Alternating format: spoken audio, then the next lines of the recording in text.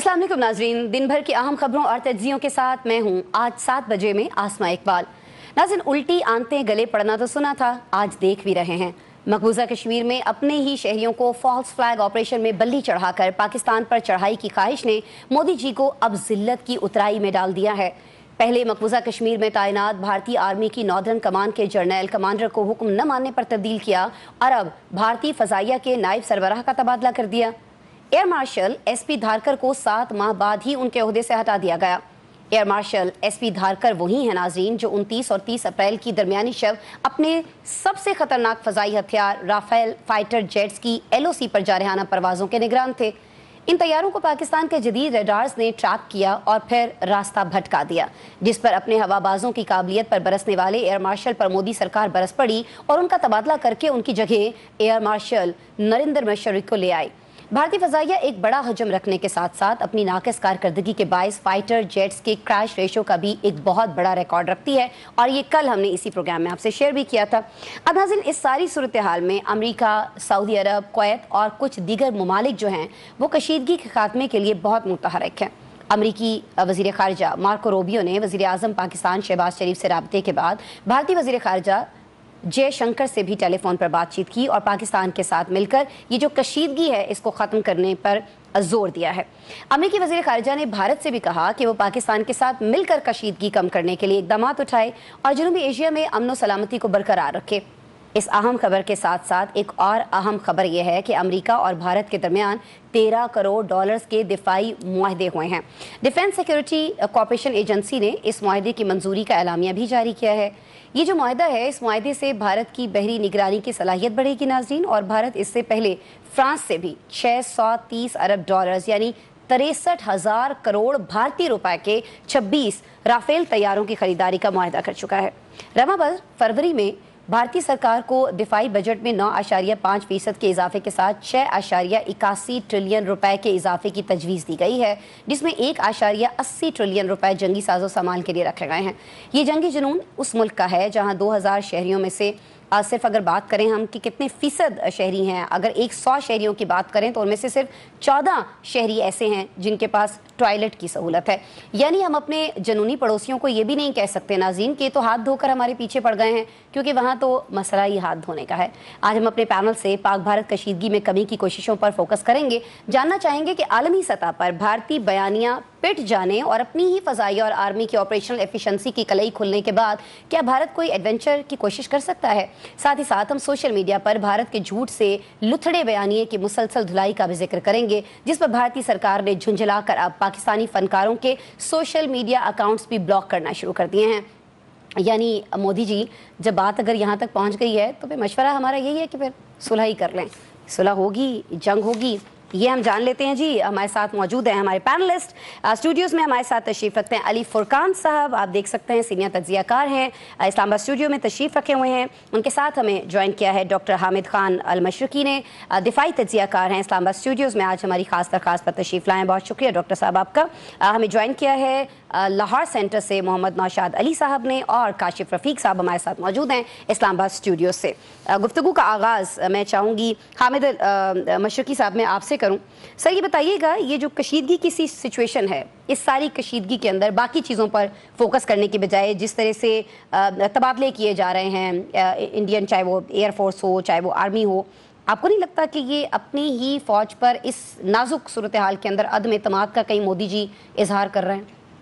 देखिए अस्मा, आपने बहुत अच्छा इंट्रो किया, लेकिन उसके अंदर एक छोटी सी गलती कर दी। जी सर।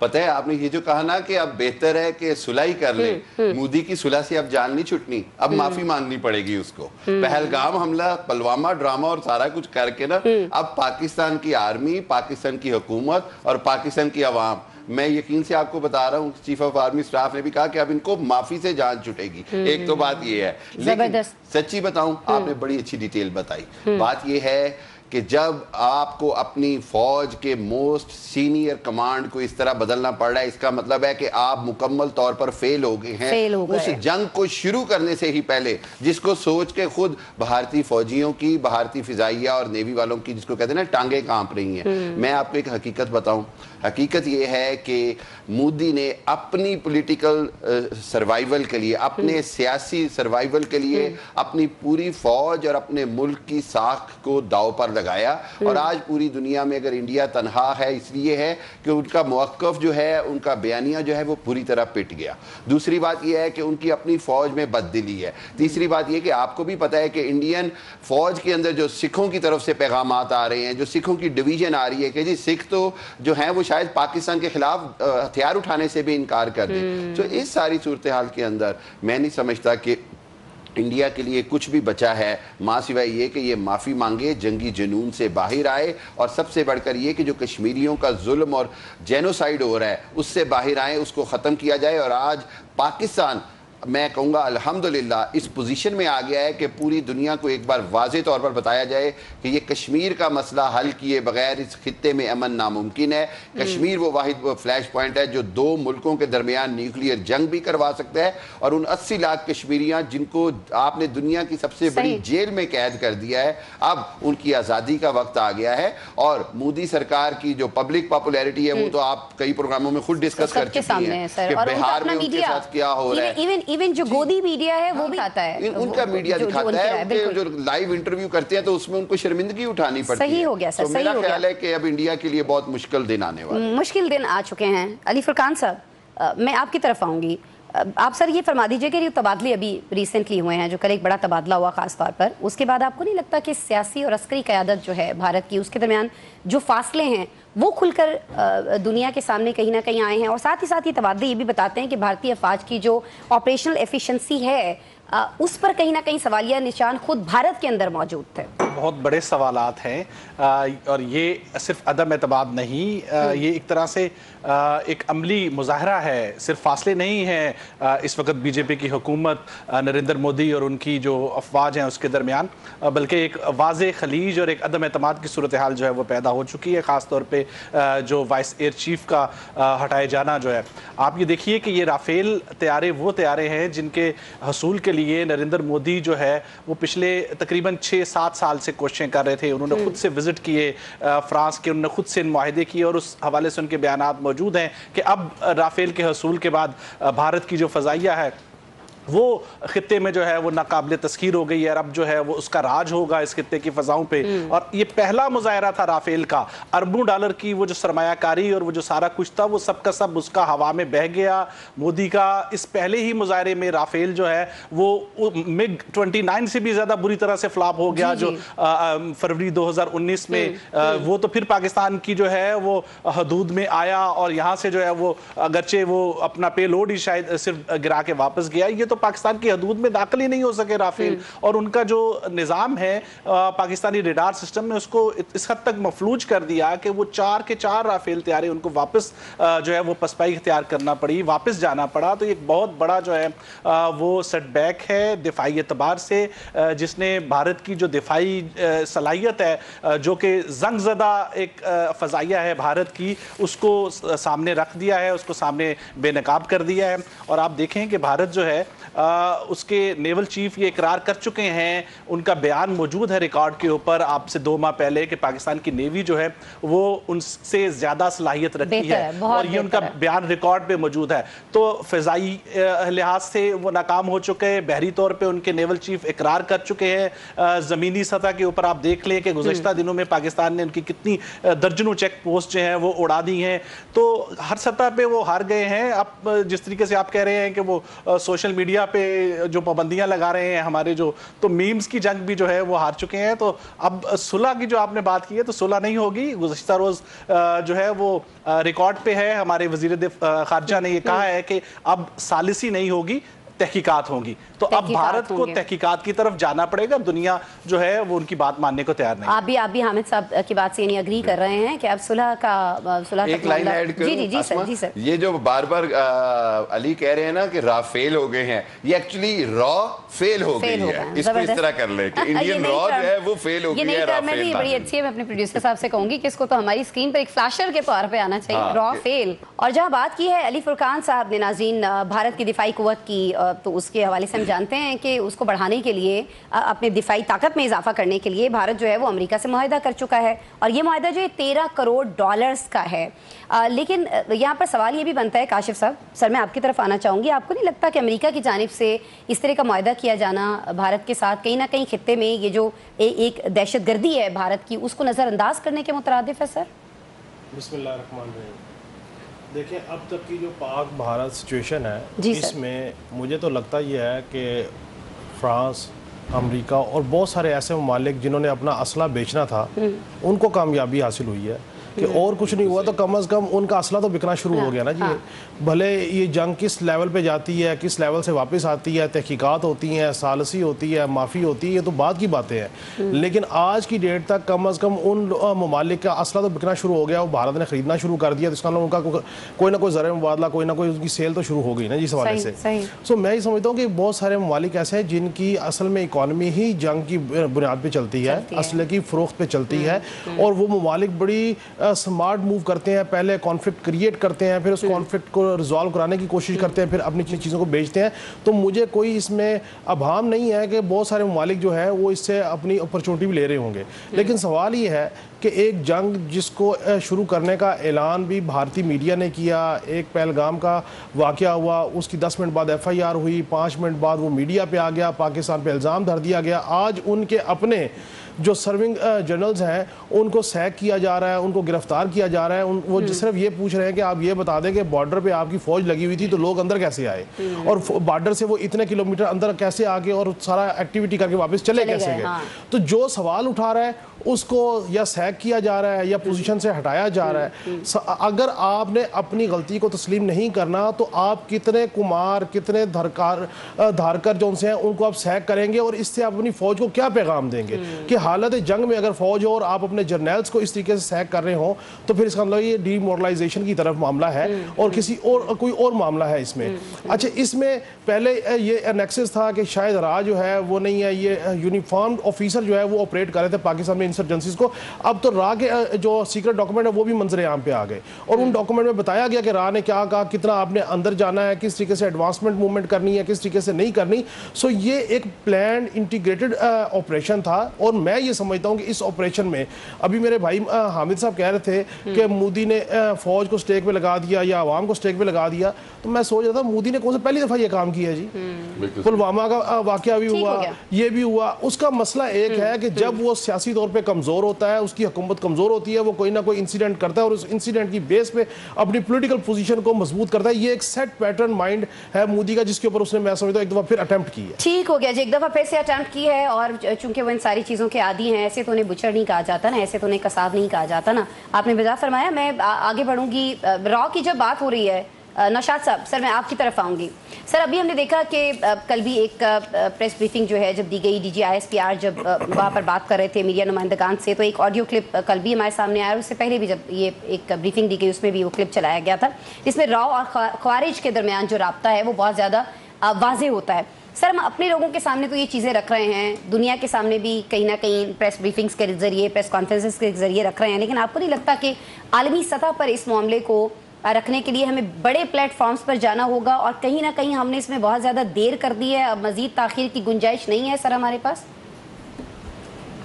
بسم اللہ الرحمن الرحیم. دیکھیے آسما, اگر آپ اسٹریٹجی وائز دیکھیں تو یہ جو DG ISPR کی پریس کانفرنس تھی, میڈیا کے ذریعے جو ثبوت فراہم کیے تھے, اس کا مقصد ہی یہ تھا کہ وہ پوری دنیا کے سامنے آ جائیں, کیونکہ اب میڈیا اس ٹول کے طور پہ استعمال کیا جاتا ہے جس سے آپ پوری دنیا کو ایڈریس کر سکتے ہیں. تو ڈوزیئر تو ہم پہلے بھی دیتے رہے, افغانستان سے جو دار اندازی ہو رہی ہے اس کے پیچھے جو فائنینشیل سٹریم ہے, یا بھارت کا ملوث ہونا ہے, اس کی ایجنسی را کا ملوث ہونا ہے, یہاں پہ ٹارگٹ کلنگ کروانا ہے پاکستان کے اندر یا دنیا کے دیگر ممالک میں, اس میں جو टोटल इंफॉर्मेशन शेयरिंग है वो हम कर रहे होते हैं। ये जो 5 लीगल ममालिक हैं जो जिनकी एक खास इंटेलिजेंस के एक खास तरह की एक कोलैबोरेशन है, हम वहां तक भी इंफॉर्मेशन पहुंचा रहे होते हैं। ये इंफॉर्मेशन रियल टाइम में एक दूसरे के साथ शेयर की जा रही होती है। असल मामला ये है कि ये करने का मकसद ही ये था कि ये बताया जा सके दुनिया को विद इन नो टाइम, यानी एक पूरी, जब आप यहाँ पे प्रेस कॉन्फ्रेंस करते हैं, आपका मीडिया जो है वो उसको दिखा रहा है,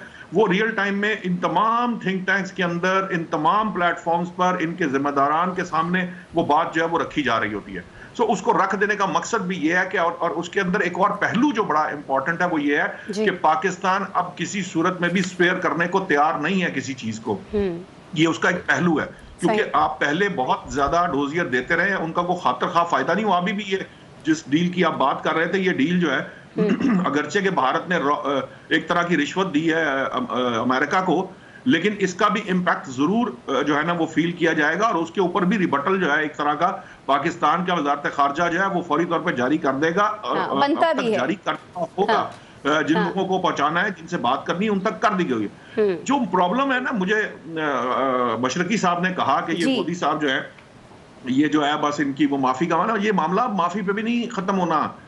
और हमारे काशी साहब कहते हैं ये तहकीकात पे भी खत्म नहीं होना। मोदी ने अपने करियर को खत्म कर लिया है पॉलिटिकल, क्योंकि इस वक्त जिस सिचुएशन में वो हैं, आप अगर गौर करें तो उनके जवाल का वक्त शुरू हो चुका है। जो उनके इस्तीफा डिमांड किया गया वो मैंने और आपने नहीं किया, या कांग्रेस ने नहीं किया, या किसी तीसरे मुल्क से ये आवाज नहीं उठी, ये उनकी अपनी जमात से उठी। बीजेपी के लोग कर रहे हैं। मतलब ये है कि मोदी अपनी जमात पे कंट्रोल जो है वो लूज कर चुके हैं। उनकी जो एंटी लॉबी है वो अब स्ट्रांग होना शुरू हो चुकी है। ठीक हो गया नौशाद साहब, आपने जिस तरह से फरमाया कि वो अपनी पार्टी के अंदर जो हिमायत है अपनी वो खो रहे हैं बीजेपी के अंदर, सिर्फ ऐसा नहीं है, सिफारती सतह पर भी हम देख रहे हैं कि भारत जो है वो तन्हाई का शिकार है।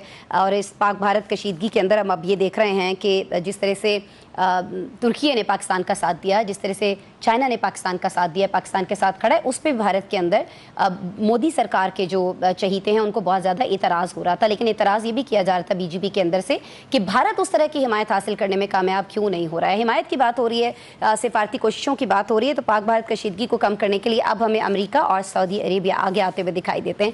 किस तरह से, कहाँ, किससे राब्ते किए गए हैं, आपसे डिस्कस करेंगे ब्रेक के बाद।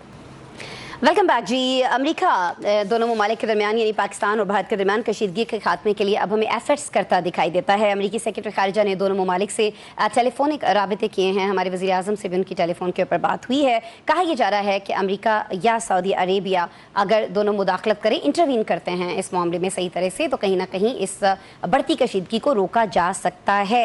हामिद खान अल-मशरकी साहब, सर क्या आप ऐसा समझते हैं कि वाकई ये दोनों ममालिक जो हैं ये वाकई किरदार अदा कर सकते हैं, ख़ास तौर पर जब सूरत हाल यहाँ तक पहुँच गई कि एक तरह से काउंटडाउन जो है वो चल रहा है, 36 आवर्स, 24 आवर्स, 12 आवर्स, तो आपको लगता है ये पॉसिबल है सर?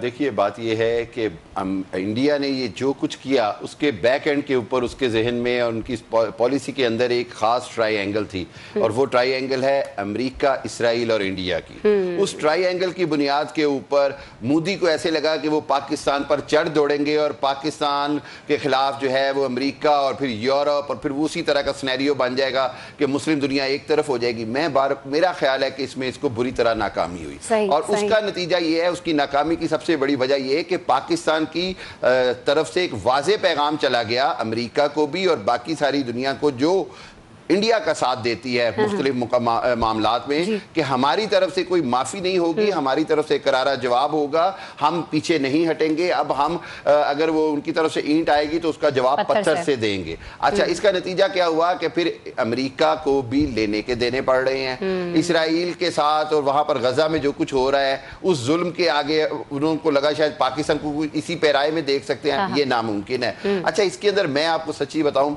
सऊदी अरब का रोल बहुत अहम और बहुत पॉजिटिव है। बहुत पॉजिटिव रोल इस तरह है कि सऊदीया ये जानता है कि अगर पाकिस्तान इंडिया जंग होती है, अगर पाकिस्तान इंडिया कॉन्फ्लिक्ट होता है, तो एक पॉइंट पर आकर सऊदी अरब को पाकिस्तान का साथ देना होगा, और अगर वो साथ देना होगा तो उसको वो 20-24 लाख जो भारतीय वहां काम कर रहे हैं, अगर सिर्फ उनको निकालने का बयान दे दे तो इंडिया की पूरी इकोनॉमी एक बार हिल जाती है। बहुत कुछ कर सकते हैं। ठीक हो गया। और फिर उसके बाद सऊदी अरब के पीछे यूएई और बहुत सारे हैं। देखिए, हमने देखा कि मशरिक़ वुस्ता में कतर एक सालसी का रोल करता आया है, अफगानिस्तान के मामले में, यमन के मामले में, दूसरे मामलों में। اب سعودی عرب نے وہ پوزیشن لی ہے کافی سارے معاملات میں, یوکرائن رشیا میں اس نے مصالحت کا رول لیا ہے, دیکھا آپ نے امریکہ. سو میرا خیال یہ ہے کہ سعودی عرب کا اور امریکہ کا, میں سعودیہ کی بات کر رہی ہوں, کس چیز کا انتظار کیا جا رہا ہے انٹروین کرنے کے؟ میرا خیال یہ ہے کہ بیک ڈور انٹروین آلریڈی چل رہا ہے, بیک ڈور ڈپلومیسی چل رہی ہے. وہ جو 24 سے 36 گھنٹے کا بات کی گئی تھی وہ فوری طور پہ رکوائی ہے, اور اس کو رکوانے کی وجہ آپ کو کل جو امریکن فورن سیکٹری کی کالز ہیں اس کے بعد معاملہ اب رکا ہے. اب ایون انڈین میڈیا جو ہے وہ پیچھے ہٹتا نظر آ رہا ہے آپ کو. سو میرا خیال یہ ہے کہ یہ ڈپلومیسی کام کرے گی, نہیں تو پھر بھارت کا جنون اور پھر پاکستان کا جواب. بیک ڈور ڈپلومیسی تو چل رہی ہے, لیکن اس کے ساتھ ساتھ ہم دیکھ رہے ہیں کہ بھری دنیا کے سامنے اور اتنی کشیدگی کے دوران یہ جو امریکہ معاہدے کرتا پھر رہا ہے بھارت کے ساتھ, اس پر بہت زیادہ تنقید ہو رہی ہے. لیکن میں آپ کی طرف آؤں گی علی فرقان صاحب, یہ امریکہ کا کہنا یہ ہے کہ یہ جو معاہدہ اس نے بھارت کے ساتھ کیا ہے $13 کروڑ کا, اس معاہدے کے کرنے سے جو خطے کا امن ہے اس کو فروغ ملے گا. ذرا مجھے سمجھا دیجیے گا, میرے دیکھنے والوں کو سمجھا دیجیے گا کس طرح سے فروغ ملے گا.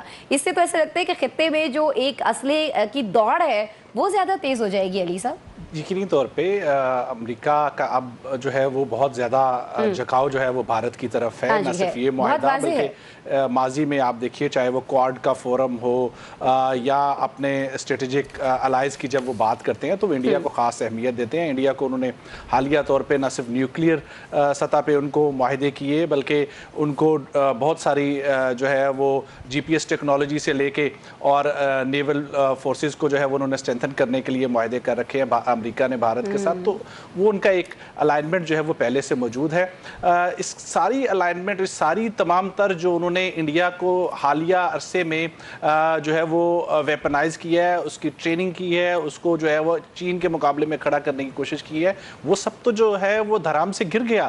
وہ تو کہاں, وہ تو ایک ہی آپ دیکھیے کہ اس حملے کے نتیجے میں سب سے پہلے جنگ میں جو ہے وہ فضائی برتری جو ہے وہ اپنی ثابت کرنا ہوتی ہے کسی ملک کو. بھارت تو پہلے ہی قدم کے اوپر اپنی فضائی برتری جو ہے وہ گرا بیٹھا ہے, اور اتنی بڑی جو اس نے انویسٹمنٹ کی تھی وہ سب کی سب گر گئی. تو امریکہ جو ہے وہ اس کے باوجود کہ وہ چاہتا ہے کہ وہ انڈیا کے ساتھ اپنے دفاعی تعلقات کو بڑھائے, چونکہ چین کا اس سے جو ہے وہ اسے ممکن ہو سکے گا اس کے سامنے کھڑا ہونا, لیکن اس کے باوجود امریکہ کا جو بیان ہے وہ اس نے بھارت کی حمایت نہیں کی ہے, بلکہ اگر آپ اس کو تفصیل سے دیکھیں تو سفارتی سطح پہ اس کو کسی طریقے سے آپ پاکستان کی حمایت کہہ سکتے ہیں, چونکہ وہ کہہ رہا ہے کہ آپ اس کشیدگی کو دونوں ملک حل کریں.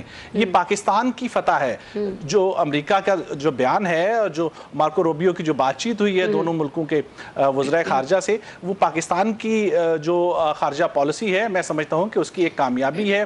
اس وقت کوئی ملک سوائے اسرائیل کے بھارت کے موقف کے ساتھ کھڑا نہیں ہوا ہے. اس دہشت گردی یا اس واقعے کو ضرور مذمت کی ہے اس کو دہشت گردی کا تناظر میں, لیکن کسی نے بھارت کے اس پوائنٹ کو تسلیم نہیں کیا. اگر ایسا ہوتا تو یہ ملک پاکستان سے جو ہے وہ مطالبہ کر رہے ہوتے, یہ پاکستان سے یہ نہ کہہ رہے ہوتے کہ سچویشن کو ریفیوز کیا جائے. ڈیفیوز کرنے کے لیے فون کالز نہیں ہو رہی ہوتی بلکہ کچھ اور مطالبہ جو ہے وہ پاکستان سے کیا جا سکتا. تو آپ کو ابھی تک سفارتی سطح پر علی صاحب جو کوششیں ہیں وہ پاکستان کے حق میں جاتی ہوئی دکھائی دیتی ہیں. اچھا, کل کی کچھ پریس بریفنگ کی بات کر لیتے ہیں ناظرین ایک بار پھر سے. اسحاق ڈار صاحب نے اس پریس بریفنگ کے دوران ایک سوال کے جواب میں کہا کہ بھارت یہ چاہتا تھا کہ اس طرح کی کشیدگی پیدا کرے اور جو سنتاس معاہدہ ہے اس سے وہ کسی طور نکل جائے, اس کا مقصد جو ہے وہ سراسر یہ تھا. کاشف رفیق صاحب, سر میں آپ کی طرف آؤں گی.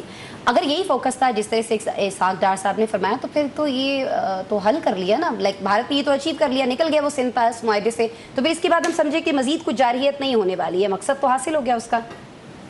دیکھیں, پاکستان اور بھارت کی یہ کشیدگی کم ہو بھی جائے, اگر بھارت نے سنتاس معاہدے کو معطل کیے رکھا اور بھارت نے پاکستان کے پانیوں کا راستہ زبردستی روکا تو پھر تو جنگ ہونی ہے.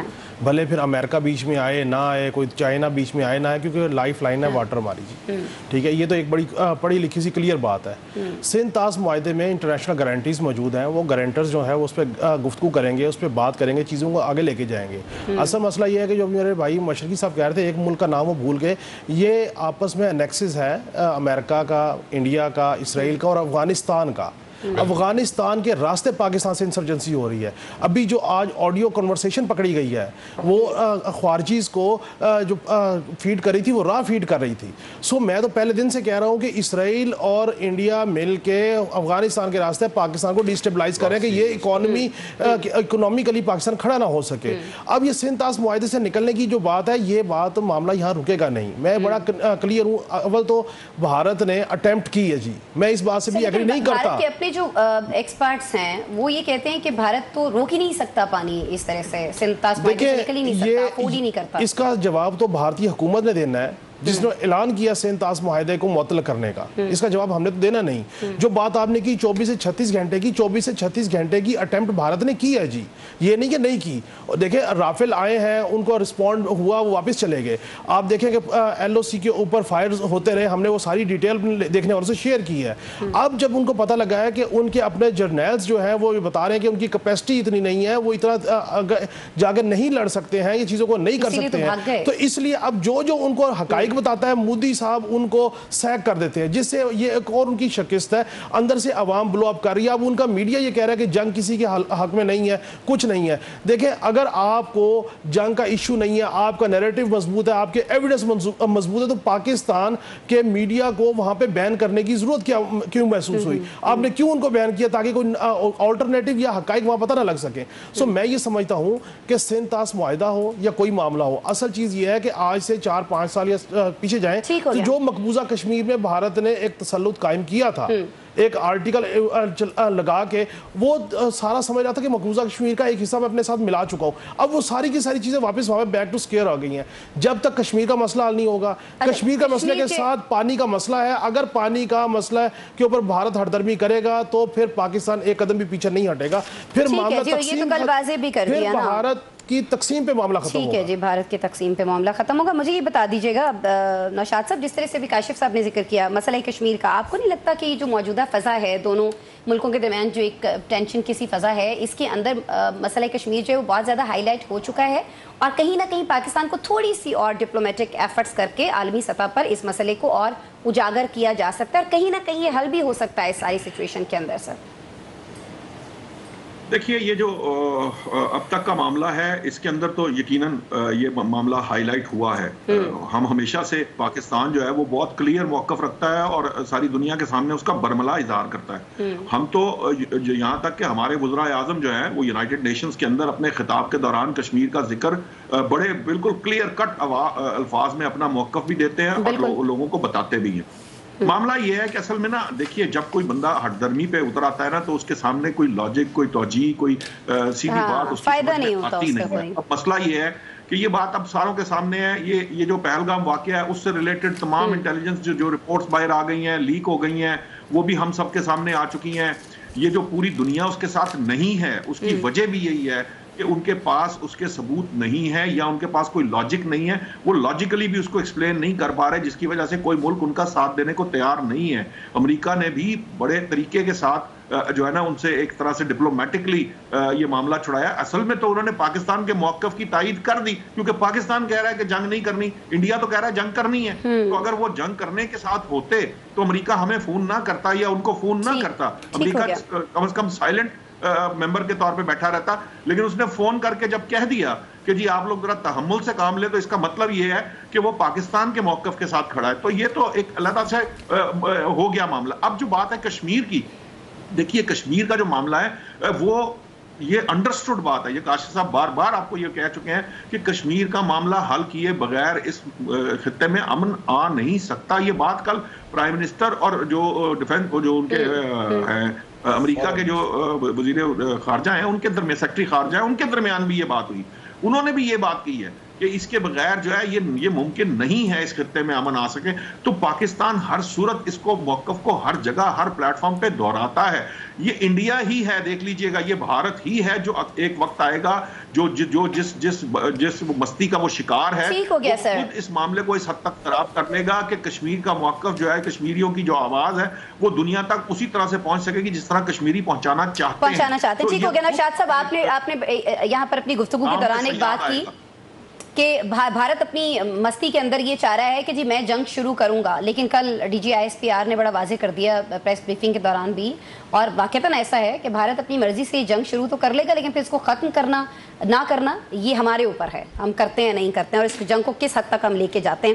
اچھا خیر، آپ لوگ ہمارے ساتھ موجود ہیں، جب بھارتی بیانیے کی بات ہو رہی ہے، خاص طور پر جب ہم مقبوضہ کشمیر کا ذکر کرتے ہیں کہ کس طرح سے دنیا کی آنکھوں میں دھول جھونکنے کی کوشش کرتے ہیں، کس طرح سے وہاں کے عوام جو ان کو پابندیوں میں رکھا گیا ہے، وہاں پر سوشل میڈیا ہو، وہاں پر کمیونیکیشن کی کوئی بھی اور ذرائع ہوں، ان سب پر کس طرح سے پابندی ہے، یہ ہم سب جانتے ہیں، لیکن بھارت کے اپنے اندر سے، بھارت کے اپنے سوشل میڈیا پر بہت ساری آوازیں جو ہیں وہ مودی سرکار کے خلاف اٹھنا شروع ہو گئی ہیں، اور اتنے کڑے اور سخت سوالات کیے جا رہے ہیں وہاں کے عوام کی طرف سے کہ جو مودی سرکار ہے وہ کہیں نہ کہیں جھنجھلاہٹ کا شکار دکھائی دیتی ہے، اور اتنی جھنجھلا گئی ہے کہ جو پاکستانی فنکاروں کے اکاؤنٹ ہیں، فن کی ان چیزوں کی تو کوئی سرحدیں نہیں ہوا کرتی ہیں، لیکن ان کو بھی کہیں نہ کہیں سرحد پار وہ دھکیلنا چاہ رہے ہیں، روکنا چاہ رہے ہیں۔ ہمارے فنکاروں کے جو اکاؤنٹ ہیں، سوشل میڈیا اکاؤنٹس، ان کو بند کیا جا رہا ہے۔ ایسا کیوں کیا جا رہا ہے؟ کیا سوشل میڈیا پر بھارت جو ہے اپنی پسپائی تسلیم کر رہا ہے؟ ایسا کر کے سوال اپنے پینلسٹ کے سامنے رکھیں گے بریک کے بعد۔ ویلکم بیک جی۔ جھوٹے بھارتی بیانیے کی مسلسل دھلائی ہو رہی ہے اور بھارت کی سوشل میڈیا پر پسپائی ہو رہی ہے، یہی وجہ ہے کہ وہ ہمارے یعنی پاکستانی فنکاروں کے جو سوشل میڈیا اکاؤنٹس ہیں وہ بند کرتے ہوئے دکھائی دیتے ہیں، بلاک کرتے ہوئے دکھائی دیتے ہیں۔ علی فرقان صاحب، سر میں آپ کی طرف آؤں گی۔ سر، یہ دنیا کی سب سے بڑی جمہوریت ہونے کا دعویٰ کرنے والے ایک ملک کا اس سطح پر آ جانا، آپ کو نہیں لگتا کہ اعتراف شکست ہے کہیں نہ کہیں؟ یقینی طور پہ یہ بھی ایک محاذ جس کو انڈیا نے ہمیشہ بڑے مؤثر انداز میں استعمال کیا۔ بھارت کا میڈیا جو ہے وہ اس لحاظ سے ان کی فورن پالیسی اور ان کا جو نیریٹو رہا ہے ریاست کا، اس کو بڑے جاندار انداز میں پیش کرتا رہا ہے، اور اس کی ایک حمایت جو ہے اس کی بنیاد کے اوپر بھی مودی نے اپنے تمام ماضی میں جتنے بھی بیانیے بنائے، جتنی بھی فورن پالیسی اچیومنٹ کی، اس میں ایک خاصا کردار رہا ہے۔ لیکن یہ جو موقع ہے اس کے اوپر ایک خاصی پسپائی جو ہے وہ دکھائی دے رہی ہے، اور یہ اس کا اعتراف ہے جو جس طریقے سے ان کو ان اکاؤنٹس کو بند کرنا پڑ رہا ہے۔ پاکستانی فنکاروں کے اکاؤنٹس تک جو ہے وہ بند کرنے کے اوپر جو ہے وہ آ گئے ہیں۔ نہ صرف پاکستانی فنکار بلکہ ان کے اپنے جو فنکار ہیں ان کے اوپر FIRs جو ہیں وہ مودی حکومت نے جو ہے وہ کر دی ہیں۔ ان صحافیوں کے اوپر، ان فنکاروں پہ جنہوں نے سوال اٹھائے اس تمام صورتحال کے اوپر، ان پہ نہ صرف FIRs کی جا رہی ہیں، ان کو بھی جو ہے وہ بند کیا جا رہا ہے۔ تو یہ یقینی طور پہ ایک بڑی ناکامی ہے اس میڈیا کے فورم کے اوپر بھارت کی، مودی حکومت کی۔ اور اس وقت جس طریقے سے یہ کہہ رہے تھے کہ مودی حکومت نے جتنا زیادہ اپنے میڈیا کو کنٹرول کرنے کی کوشش کی اور اپنے حالیہ عرصے میں انہوں نے بہت زیادہ اس کو جو ہے وہ کنٹرول میں رکھا، یہ اس کا بھی ایک طرح سے ڈاؤن فال جو ہے وہ اس کا بھی آغاز ہو چکا ہے۔ ٹھیک ہے، راج ببر ہیں، شتروگھن سنہا ہیں، آپ نے صحیح کہا کہ ان کے اپنے فنکار، ان کے اپنے بڑے بڑے نام جو ہیں وہ ہمیں برستے ہوئے دکھائی دے رہے ہیں۔ میں مشرقی صاحب، سر آپ کی طرف آنا چاہوں گی، ایسی کیا وجہ ہوئی ہے؟ کیونکہ ہم نے دیکھا ہے کہ پہلے بھی اس طرح کے فالس فلیگ آپریشن جو ہیں، جھوٹے اپنے ہی پر اٹیک کرانا، اس کا جھوٹا الزام بھارت پاکستان کے اوپر دھرتا رہا ہے، کوئی پہلی دفعہ نہیں ہوا ہے، لیکن یہ جو بھارت کے اندر سے ایسا ری ایکشن آ رہا ہے حامد صاحب، یہ ہم پہلی دفعہ دیکھ رہے ہیں، تو اس کی وجہ آپ کو کیا لگتی ہے؟ ایک شعر کا آخری مصرع ہے، آپ اپنے دام میں صیاد آ گیا، یہ اپنے ہی بچھائے ہوئے جال میں آ گئے۔ اس کا نتیجہ کیا نکلا میں آپ کو بتاؤں۔ اصل میں یہ میڈیا نہیں تھا، یہ گوڈی میڈیا تھا۔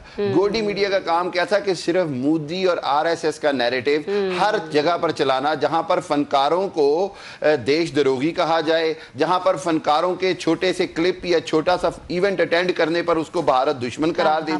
پوری موویز ان کی بین کر دیں، آپ دیکھیے کہ عامر خان اداکار نے کیا بیان دیا، شاہ رخ خان کو اپنا بیان واپس لینا پڑا، سلمان خان کو مودی کے گھر جا کے ایک طرح سے معافی مانگنی پڑی۔ مسلمان فنکار جو وہاں پہ دیوتا کی حیثیت رکھتے ہیں، اس مودی سرکار نے ان کو کس انداز میں ہیوملیٹ کیا یہ ہم جانتے ہیں۔ اچھا، ہمیشہ سے یہ ہوتا ہے، یہ علی کی بات بالکل ٹھیک ہے کہ ہم پاکستان میڈیا یا پاکستان کا جو سوشل پلیٹ فارم ہے وہ تھوڑا سا ہمیشہ بیک فٹ پہ رہا یا کاؤنٹر نیریٹو اس طرح نہیں کرتا تھا۔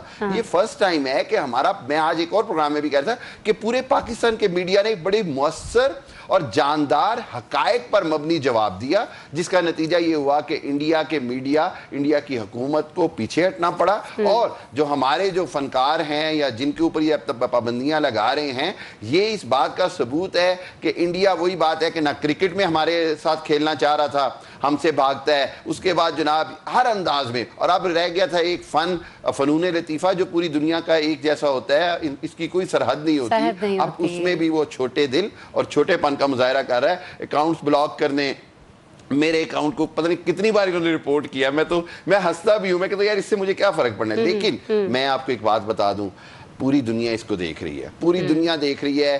اور انٹرسٹنگ بات یہ ہے کہ ہم جب, میرا خیال علی کو بھی پتا ہوگا, شاہد صاحب کو بھی پتا ہوگا, کہ پوری دنیا کے اندر جب ہم ریسرچز کرتے ہیں نا, تو ہمیں باقاعدہ یہ کہا جاتا ہے کہ آپ نے جب پی ایچ ڈی تھیسس کرنا ہے یا کوئی تھیسس کرنا ہے نا, تو ریفرنس میں آپ نے انڈین میڈیا کوٹ نہیں کرنا, because they are not credible reference.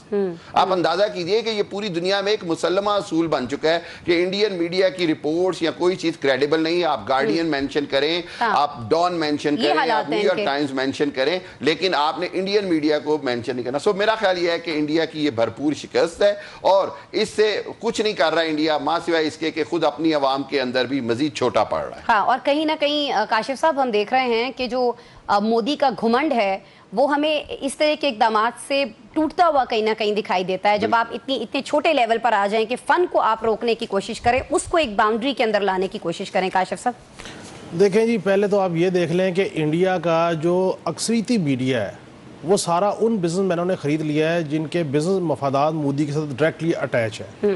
سو جب ان کے آگے پراکسیز نے ان کا میڈیا خرید لیا تو وہ وہی بات بولیں گے جو مودی کو سننا کو اچھی لگے گی, جو مودی کہے گا وہی بولا جائے گا. سو ہمارا مسئلہ یہ ہے کہ ہم نے تو کوئی ان کی چیز بین نہیں کی, ہم نے تو کہیں پہ کوئی چیز بلاک نہیں کی. ہم نے تو کہا جی آپ اپنا نیریٹو پیش کریں, ہم اپنا نیریٹو پیش کریں, لیکن جھوٹ زیادہ دیر بکا نہیں کرتا, ڈٹائی ضد ہٹ درمی زیادہ دیر بکا نہیں کرتی. ہمیشہ سچ نے ہی پریویل کرنا ہوتا ہے, دیر یا بجلد. اب دیکھیں ہم نے تو وہ سمپلی ایک بات کی, آج بھی اگر سوشل میڈیا پہ ٹویٹر پہ باوجود اس کے کہ انڈیا کی آبادی ہم سے کئی گنا زیادہ ہے, لیکن آج بھی ٹویٹر پہ ٹرینڈ جو ہے وہ آج ہمارا چل رہا ہے کہ آزمانا نہیں تیار ہے ہم.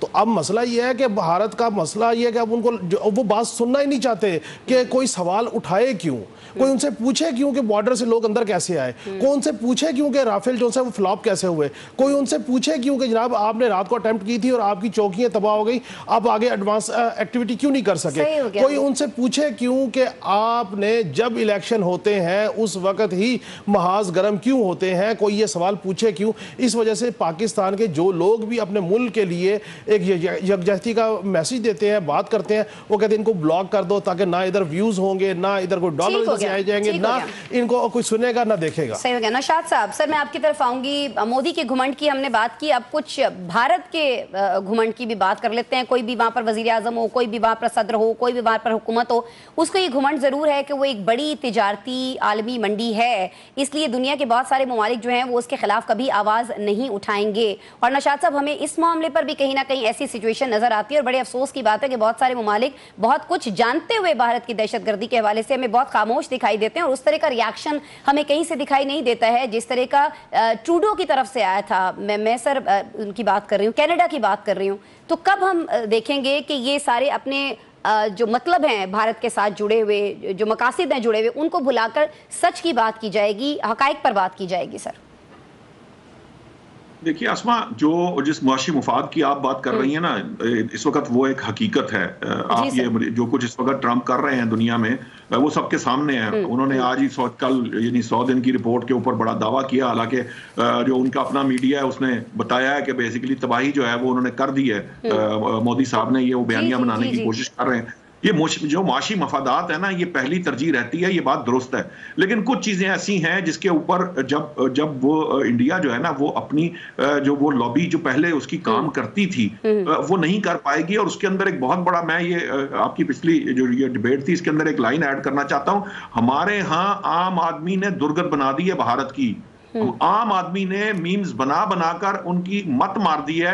ان کو سمجھ نہیں آ رہی کہ وہ اس کا کیا جواب دیں, کیونکہ وہ میمز ہیں, اور میمز کے ذریعے ہی سوشل میڈیا نے وہ جو کوحرام برپا کیا ہے بھارت کے اندر کہ ان کے پاس کوئی جواب نہیں ہے. ریزن اب وہ فنکاروں کے تو جو ہے وہ کر لیں گے, ہینڈل بین کر لیں گے, لیکن ایک عام آدمی اور یہ لاکھوں کروڑوں کی تعداد میں لوگ جو جوتے مار رہے ہیں, کے بھی کر رہے ہیں, نامور صحافیوں کے بھی کر رہے ہیں. جی وہ ان کے تو کر لیں گے, لیکن یہ جو لاکھوں کروڑوں اکاؤنٹ چل رہے ہیں سوشل میڈیا کے اوپر عام لوگوں کے, جو دن رات جوتے برسا رہے ہیں بھارت کے اوپر, اس کے گھمنڈ کے اوپر اور مودی صاحب کے اوپر, اور ان کی جو جھوٹ بولنے کی عادت یا یہ جو ڈپلومیسی کے ذریعے لوگوں کو بیوقوف بنانے کا معاملہ, یہ سارا کچھ اب ایکچولی ایکسپوز ہو رہا ہے. یہ جو کینیڈا کی آپ بات کر رہی ہیں, آسٹریلیا ہو, کینیڈا ہو, امریکہ ہو, برطانیہ ہو, وہاں پہ जी जी, वहां से अब ये जो चीजें सामने आ रही हैं, जो उसकी टारगेट किलिंग, उसका असल चेहरा जो जिसके ऊपर से नकाब हट रहा है, उसके हटने के बाद ये उनके लिए मुमकिन नहीं रहेगा, क्योंकि वहां के अवाम जो है वो इस मुआशी मफाद के तहत अगर वो ये काम करेंगे कि वो भारत का साथ देंगे,